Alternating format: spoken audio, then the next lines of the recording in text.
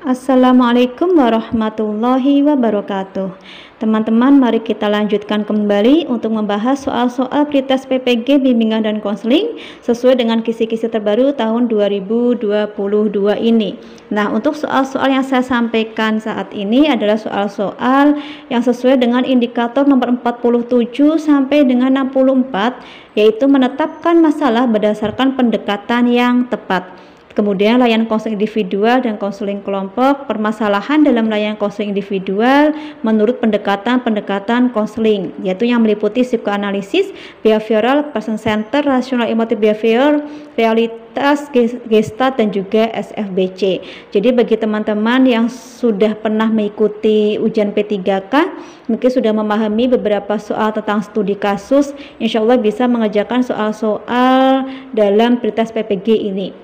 Karena sepertinya soal-soal yang keluar ini lebih ke studi kasus bentuknya ya. Mari kita semangat untuk mempersiapkannya, dan terima kasih kepada teman-teman yang sudah setia mengikuti channel ini. Semoga teman-teman yang sudah subscribe diberikan kelulusan pada pretest PPG tahun 2022 ini. Kemudian bisa dinyalakan loncengnya, jadi ketika saya memberikan video yang terbaru teman-teman tidak ketinggalan. Nah, mari kita bahas beberapa soal yang berhubungan dengan bimbingan dan konseling sesuai dengan kisi-kisi yang terbaru.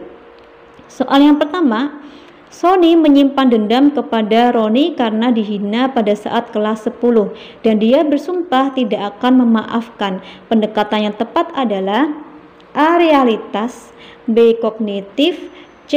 RET, D. Gestalt. Nah, di sini itu adalah Sony menyimpan dendam. Nah, jika menyimpan dendam, maka ini masuk dalam pendekatan yaitu yang D, Gestalt. Dalam pendekatan Gestalt itu terdapat konsep tentang urusan yang tak selesai atau unfinished business, yakni mencakup perasaan-perasaan yang tidak terungkapkan, yaitu seperti dendam, kemarahan, kebencian, sakit hati, kecemasan, kemudian merasa berdosa dan yang lainnya. Dan di sini Sony itu masih merasa dendam kepada Roni karena dulu pernah dihina. Jadi ini adalah masuk dalam unfinished business. Jadi jawaban nomor 1 adalah D, Gestalt. Kemudian soal nomor 2, dalam sebuah sesi konseling, Fanny menyampaikan bahwa penyebab dia tidak menjadi juara kelas karena dia malas dalam belajar. Pada langkah selanjutnya, konselor menyegerakan untuk fokus pada hal-hal sukses pada diri Fanny jika dia menjadi juara kelas.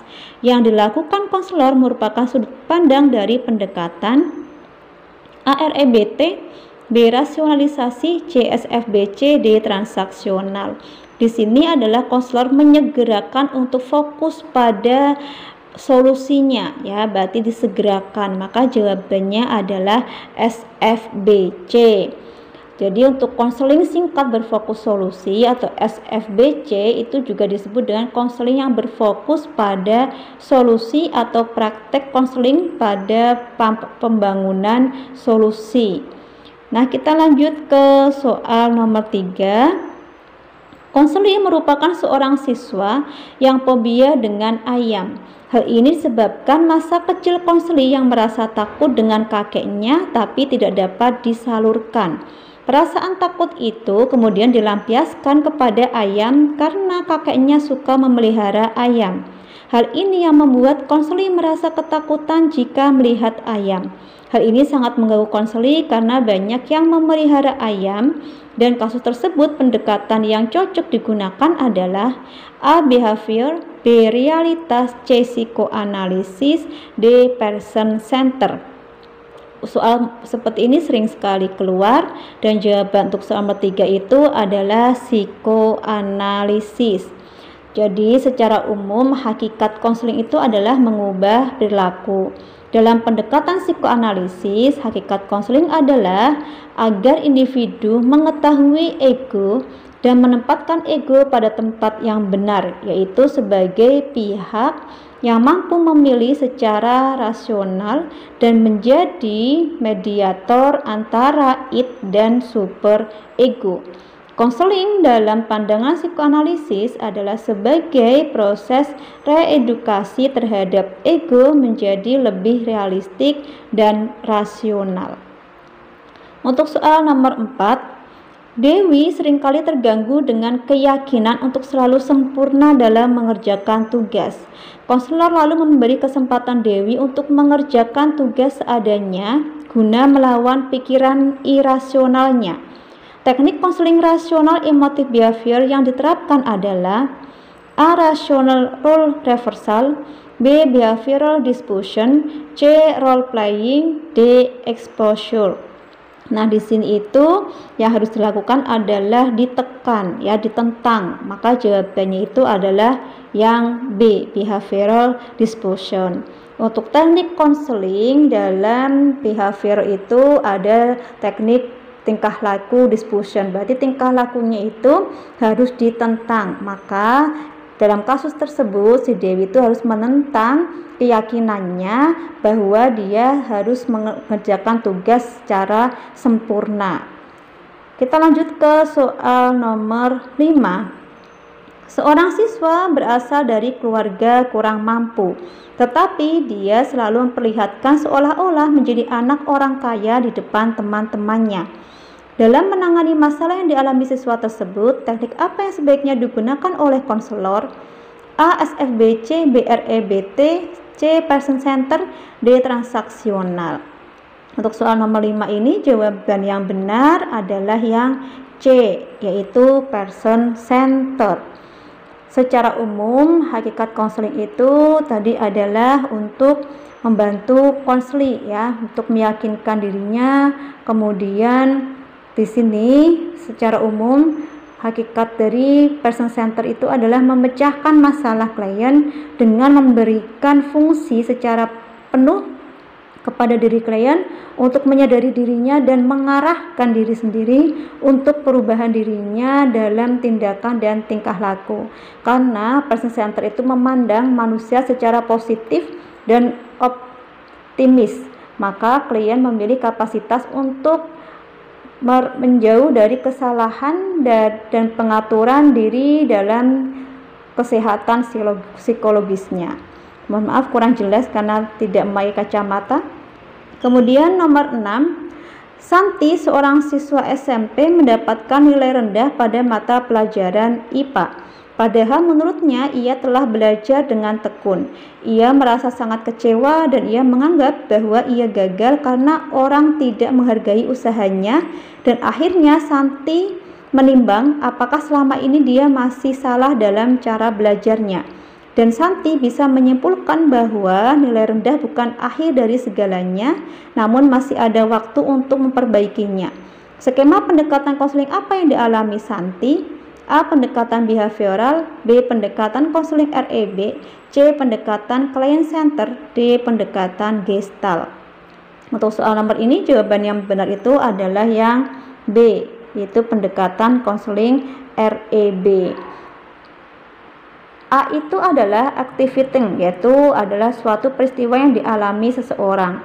B. Belief, keyakinan seseorang tentang kebenaran. Kemudian C itu adalah consequence, itu merupakan konsekuensi emosional sebagai akibat dari keyakinan seseorang tentang suatu peristiwa. Nah, untuk REBT ini A, B, C, kemudian ditambahkan lagi itu ada D dan juga ada E. D itu adalah disputing, yaitu argumen terhadap keyakinan irasional. E itu adalah efek, yaitu keadaan psikologis konseli setelah proses konseling. Soal nomor 7, seorang anak merasa bersalah kepada ibunya yang sudah meninggal. Ia berkata, "Ibu, aku selalu sayang ibu, tapi aku tidak bisa mengatakan kepada ibu."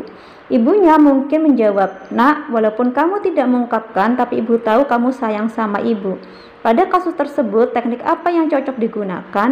A. Kursi kosong, B. Client center, C. Top dog versus underdog, D. Membuat serial. Untuk soal nomor 7 ini, jawaban yang benar itu adalah yang A. Kursi kosong. Kursi kosong itu merupakan terapi yang diperuntukkan bagi individu yang tidak berdaya untuk mengungkapkan apa yang menjadi kendala dalam hidupnya. kemudian ketidakmampuan individu dalam mengungkapkan masalah yang belum selesai, dan menjadi unfinished business dengan mengeksternalisasi introyeksi atau konflik-konflik di dalam dirinya. Nah, soal nomor 8, berdasarkan hasil pelaksanaan pengisian angket sosiometri terhadap kelas 8, diperoleh gambaran ada seorang siswa yang terisolir.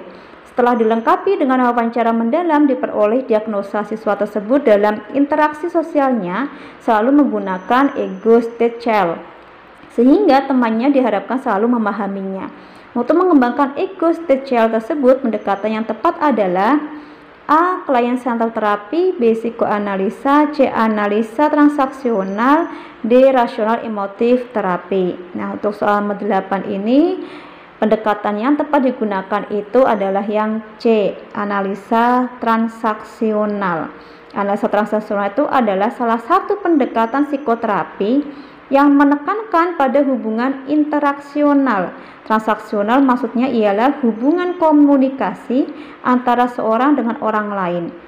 Adapun hal yang dianalisis yaitu meliputi bagaimana bentuk, cara, dan isi dari komunikasi mereka. Soal nomor 9, kejadian seperti perceraian dalam keluarga, kenaikan kelas, kehilangan teman, menurut teori ABCD disebut sebagai A. Belief, B. Activating event, C. Emotional consequence, D. Disputing. Untuk soal ini jawaban yang benar adalah yang B. Activating event. Event adalah kejadian. Nah, sudah bisa terjawab ya, maka sesuai, yaitu jawabannya adalah yang B. Soal nomor 10, Farel merupakan anak kedua dari 4 bersaudara, laki-laki dan berusia 15 tahun. Farel mengeluhkan memiliki hubungan yang kurang baik dengan ayah dan kakak yang membuatnya merasa tidak senang dan tidak nyaman di rumah. Karena waktu kecil Farel pernah dimarahi dan sangat menyakitkan, sehingga Farel masih merasa kecewa sampai sekarang. Dari kasus tersebut, pendekatan apa yang cocok digunakan? A. Psikoanalisis, B. Client Center, C. Gestalt, D. Behavior.